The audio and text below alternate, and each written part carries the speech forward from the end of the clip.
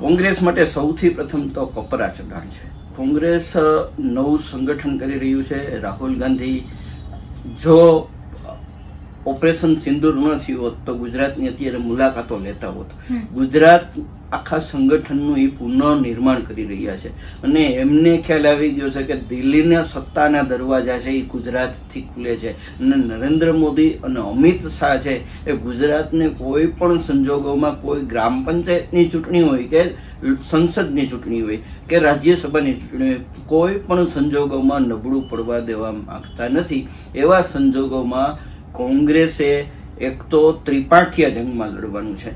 પહેલી એટલે કોંગ્રેસ માટે આ જગ્યા છે ને એ હું એવું માનું છું કે એની એક લેબ ટેસ્ટ થશે કે અહીંયા એના કાર્યકરો, એના નેતાઓ, એનું સંગઠન અને જે રાહુલ ગાંધીની ઈચ્છા છે કે આખું કોંગ્રેસ છે એ કાર્યાન્વિત થાય, એ વસ્તુ અહીંથી થશે ને તો આગળ જતાં કોંગ્રેસને તાલુકા અને જિલ્લા લેવલે અને ગ્રામ્ય વિસ્તારોમાં એનું પેનિટ્રેશન અથવા જે એનો વિચારધારાવાળા લોકો શાંત થઈ ગયા છે અથવા મનથી નાસીપાસ થઈ ગયા છે એ કાર્યકરોને પુનઃ ઉર્જા આપવાનું કામ આ ચૂંટણી કરશે.